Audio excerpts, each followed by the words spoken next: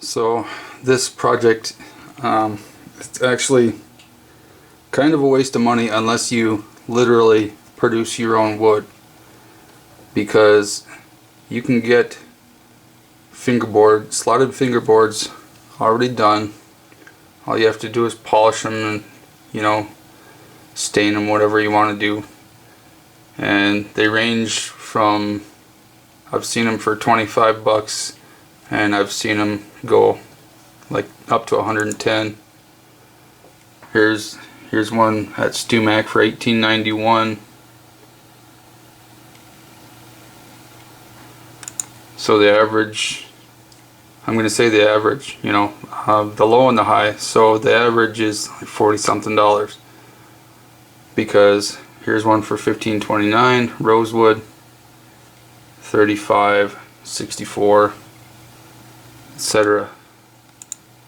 Alright, so basically, as I just said, this fretboard project is only good if you're producing your own wood. In my case, I have a hard maple in my backyard that produces very large logs, and I can do necks and fretboards with it. So that's the only reason I'm doing this. Okay, so the way everything sits and the way everything is lined up now with the centering rod and the rod that holds it up, everything. So what I did was I put a center line on the board that's going to be holding everything, on the board that's going to be holding the fretboard, and I matched it up to this center line here. I transferred that line down to that board. Okay, that way I know it's actually true to itself. I need to create a center line from from one end to the other on the frame that's going to be holding the fretboard piece.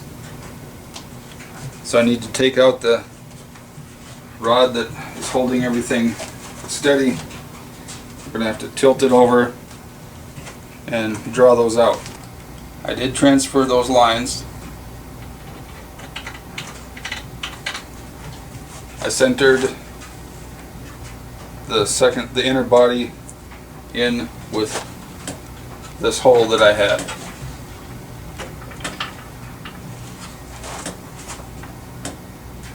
So now I'm going to take out this rod and tilt it over and connect the line. Now before you transfer that center line there, this one down to your main fretboard holding piece, make sure that that piece is off and not intimidating how it's sitting. Also, you might want to make certain that your springs are just loose enough to where they're not, like I said, intimidating anything. Okay, I have my inner frame top out in the open, and it just happens to be stopping me because it's up against that step. Alright, so I have a yardstick with flat face clamps holding it steady right at my center marks, and I'm going to draw that line out. Make sure that this pen works. I already made sure that this pen works, so I don't have to put a lot of pressure on the yardstick and possibly move it. Okay, now I'm going to put a center line here crossways, and I'm going to put the average sizes of fretboards on each edge.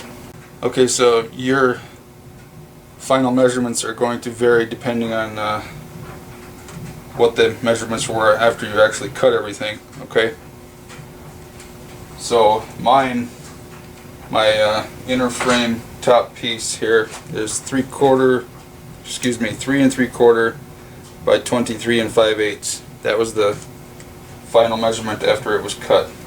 My halfway point is going to be 1 7/8 across. Let's see if that's close.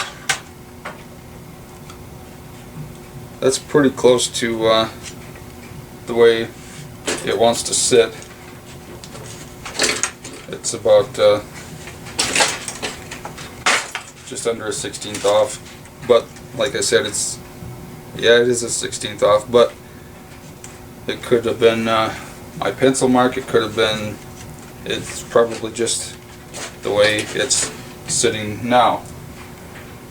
And okay, my halfway point on the length is going to be 11 13/16. I want to know that because I want to center the fretboard piece. Now the average fretboard that you can buy is 2 3/8 inches wide, 20 3/8 inches long, and 15/64 thick, 1/4 inch. So I want to take that measurement, I want to take that length measurement, center it here, and see where it comes out here, and then I just want to put some marks on there to give me a rough idea to where to put some stabilizing pieces. Again, I've used a flat surface clamp, and so half of that average is, what is half of that average? 10 3/16.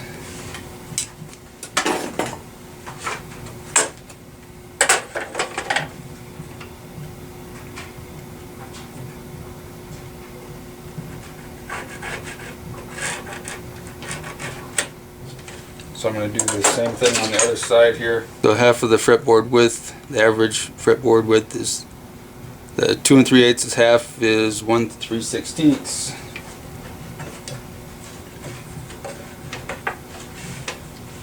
Okay, so I've I've marked 1 3/16 from each direction from the center line.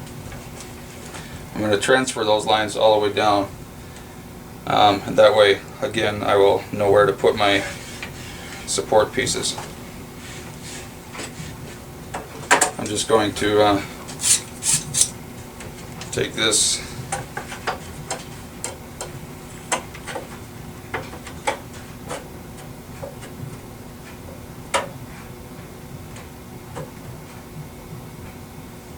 and again, where you put this depends on the writing utensil you're using.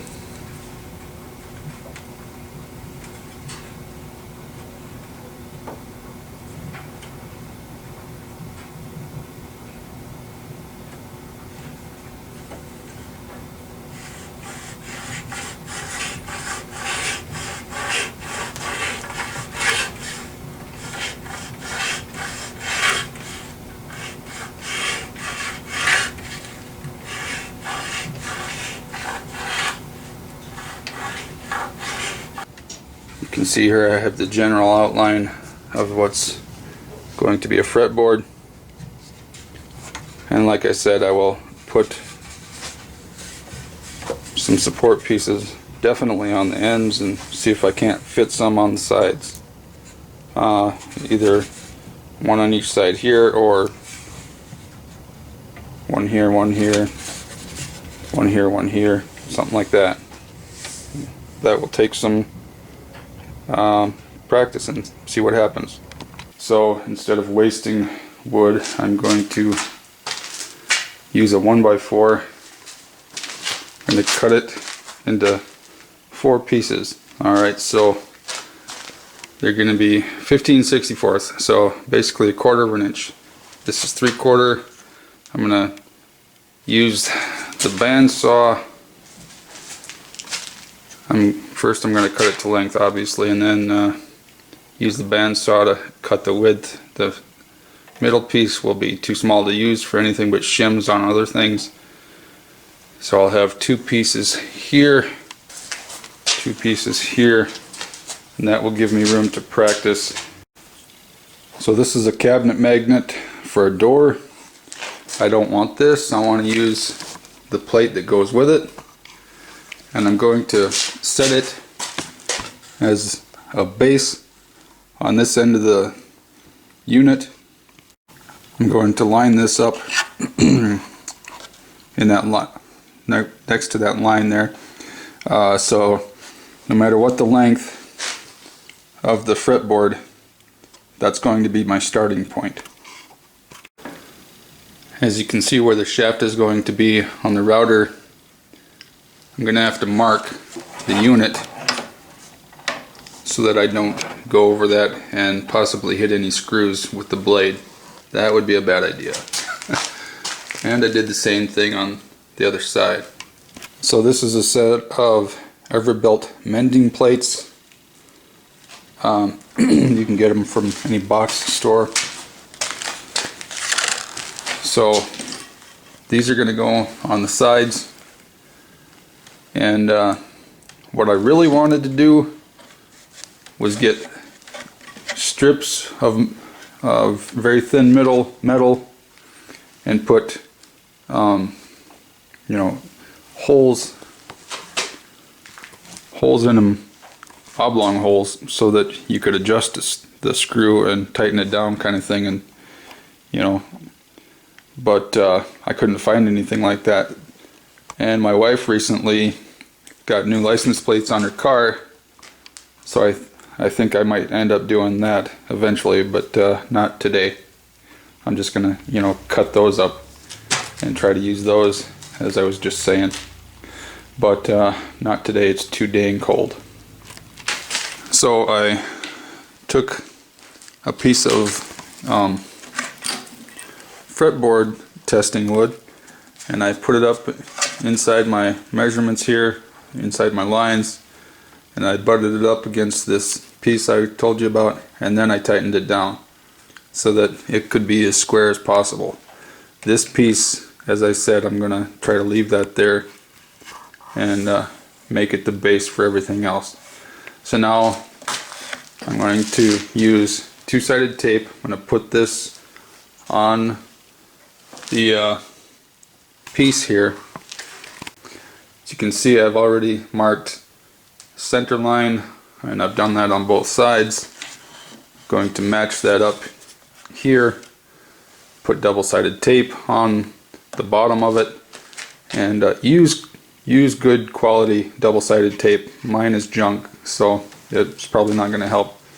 But so then once you get the piece into position, use these or whatever you have. Once you have all that complete, remember to reattach your screws on the springs and that piece there, and we'll test her out. So I've put 1, 2, 3, 4, 5 pieces of double-sided tape on the piece here, and after I'm going to remove the protector part of the double-sided tape, I'll flip it over, put it on here, and like I said, do the rest of it. I'm just going to do a random. I'm going to do a 14 all the way across on my first try. Alright, the next step is, with this top bar in place, you make sure that the bit is touching both ends of the fretboard piece. You can see I did that by hand. That's terrible. So then gonna set these at 14, and we're gonna use that on each pass. Alright, so I took measuring tape and I started here. I measured down 14 1/4 to make up for the 1/4 inch wood, and I tried to line it up as well as I could by sight. It's a very difficult angle to get down to. Alright, so I'm going to take out that rod, and then we're going to start adjusting things, and I'm gonna do a pass down the middle first, and then we will start adjusting side to side. I have doubts that this two-sided tape is actually going to work because it's really crappy desktop stuff. So I might have to either wait and go buy some really good stuff, or wait until warmer weather. Make sure that your work surface that the router is going to sit on or slide on is clean.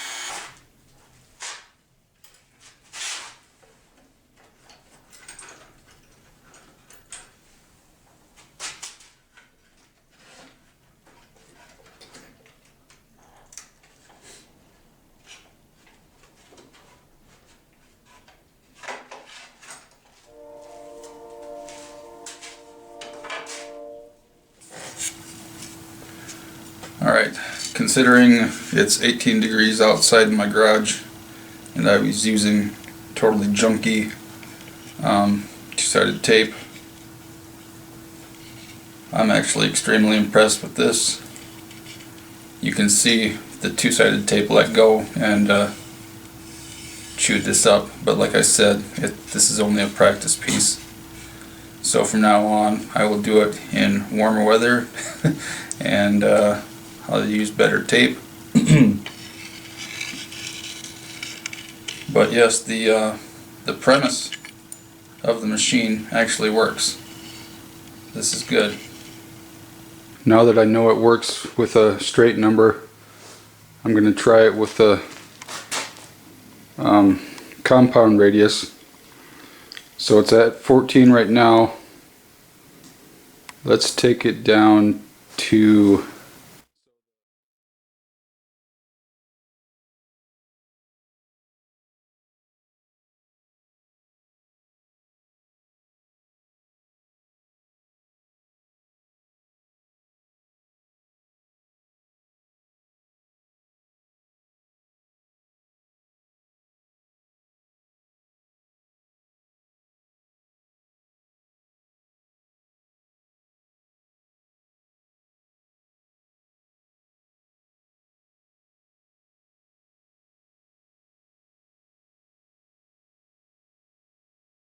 so this means if I want to do a 14 down to a 12, I'm going to put the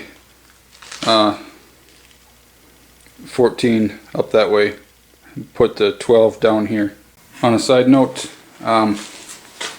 since I already did the 14 and it worked out well, I put little pen marks on the wood on one end of on the top of the block.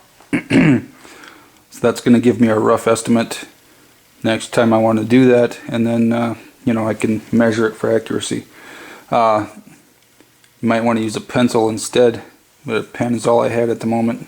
Also, now that I've actually used this machine once, I strongly recommend getting much weaker springs or longer springs, one or the other, because I can't really get in here to put the next piece in place without really stressing things out. So again, here's the double-sided tape, and as I said, I'm gonna have to get some better tape because this stuff is useless. Instead of wasting 3 days trying to edit this next few minutes, I'm going to tell you straight out that I had to remove one of these little pieces in here because like I said, I couldn't find anything with the oblong holes in it, so I couldn't adjust it, so that particular piece didn't fit between those supports or hooks, whatever you want to call them. I had to take that one out to make everything fit. So I'm going to be running my hand in here trying to hold down the wood to get a decent cut out of it. Do not do that. I decided to go to what was it, 14 to 10. So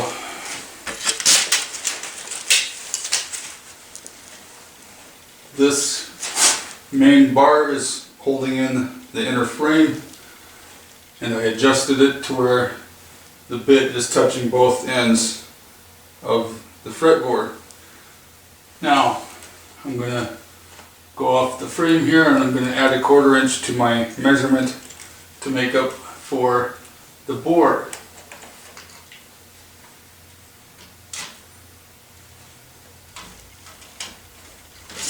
And I said I wanted to go up to 10.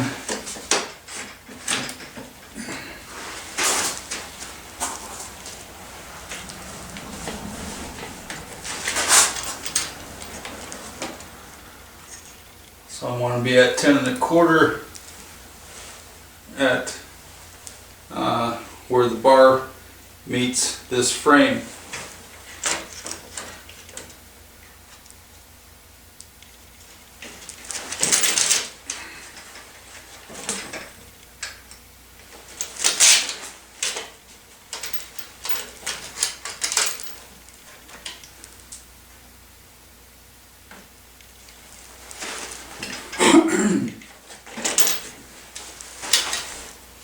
This will be a lot easier when I am able to mount it on a stable work surface. Alright.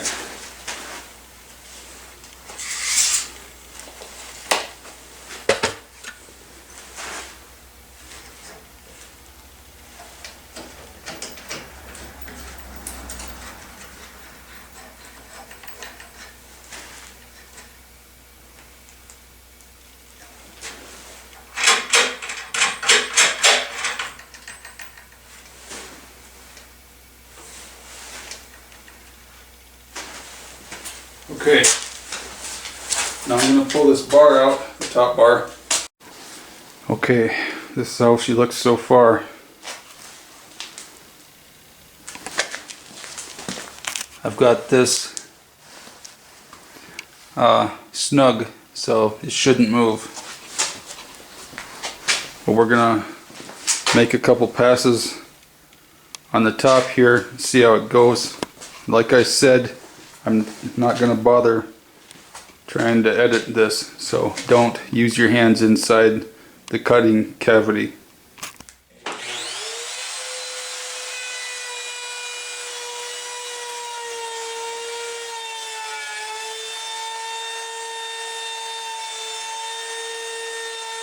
The reason I'm having such a hard time is because I cut these on the bandsaw by hand, so they're like this all over the top, you know.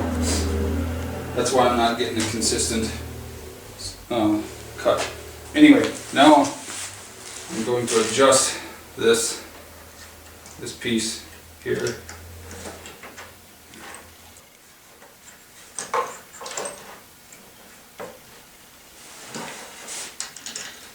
Alright, I'm learning how to adjust this piece here.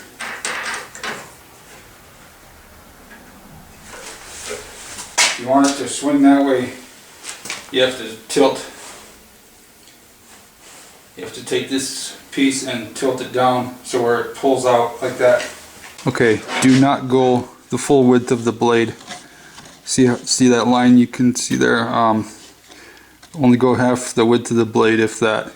Like I've told you so many times, I can't see what I'm focused on because the screen doesn't work on the camera. So, as I was saying earlier, loosen up this wing nut, loosen up that wing nut, and you'll be able to tell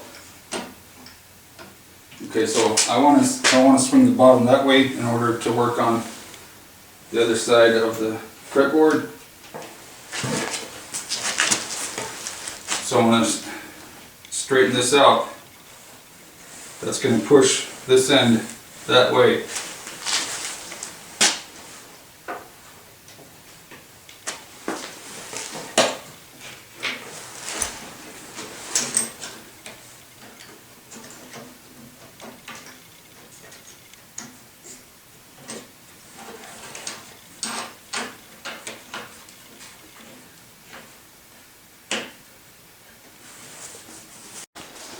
And again, as soon as the double-sided tape got a hold of some sawdust, it basically gave up. And I think it does work though. One thing, if you have one end that's thinner than the other, I would have to make the assumption that something's not centered. So the knobs that I got for this multi-radius string instrument jig were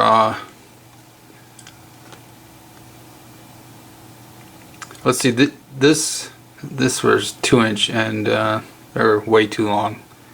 You can get 1 to 1.5, and even 1.5 will be too long. These were $13.99. So the shorter ones, I'm sure, are cheaper.